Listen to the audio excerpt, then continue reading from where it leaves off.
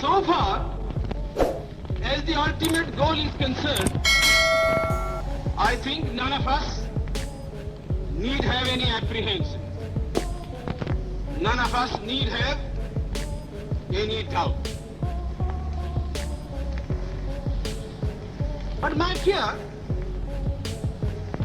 which I must express clearly, is this. Our difficulty, as I said, is not about the ultimate future. Our difficulty is how to make the heterogeneous mass that we have today take a decision in common and march in a cooperative way on that road which is bound to lead us to unity. Our difficulty is not with regard to the ultimate. Our difficulty is with regard to the beginning. Mr. Chairman, therefore, I should have thought that in order to make a start, in order to induce every party, every section in this country, it would be the act of greatest statesmanship for the majority party even to make a concession to the prejudices of people who are not prepared to march together. And it is for that I propose to make this appeal. Let us leave aside slogans. Let us leave aside words which frighten people. Let us even make concession to the prejudices of our opponents. Bring them in so that they may willingly join with us on marching upon that road, which, as I said, if we walk long enough, must necessarily lead us to unity.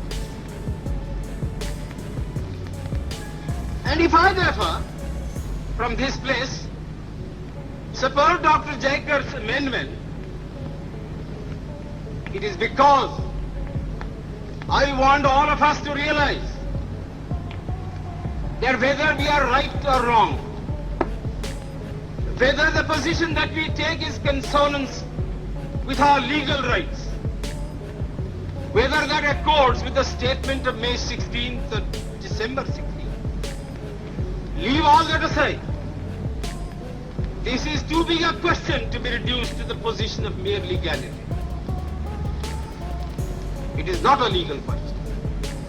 I say leave aside all these considerations and make some attempt whereby those who are not prepared to come will come.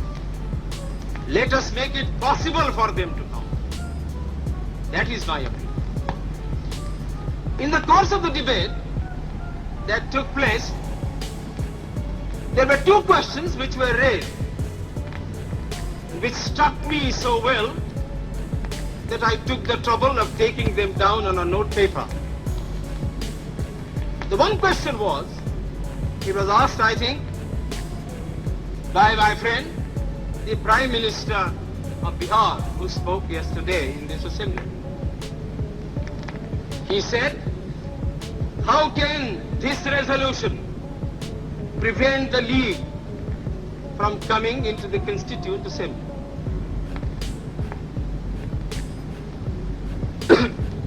Today, my friend Dr. Shyam Prasad Mukherjee asked another question. Is this resolution inconsistent with the cabinet mission's proposal?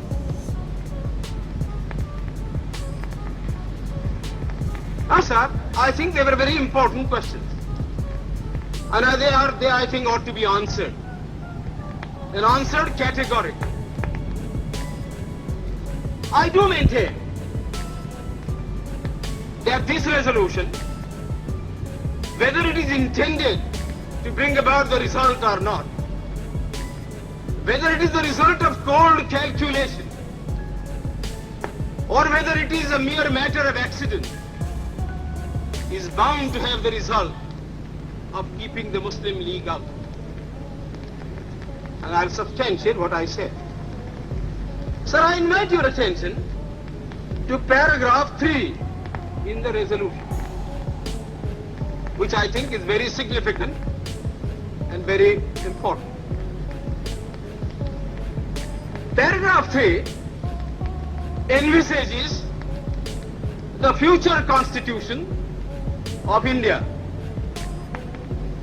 I do not know what is the intention of the mover of the resolution, but I take it that it is a sort of, after this resolution is passed, it will act as a sort of a directive to the Constituent Assembly to frame the constitution in terms of paragraph 3 of the resolution. What does paragraph 3 speak of? Paragraph 3 says that in this country there shall be two different sets of polity. One at the bottom, the autonomous provinces or the state, or such other areas as care to join the United India. These autonomous units will have full powers. They will have also residuary powers. At the top and over the provincial units, there will be a union government having certain subjects for legislation, for execution and for administration. Sir, as I read this part of the resolution, I do not find any reference to the idea of grouping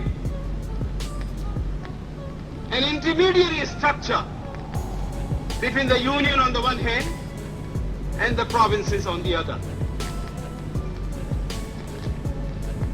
Now, reading this paragraph in the light of the cabinet mission's statement, or reading it even in the light of the resolution passed,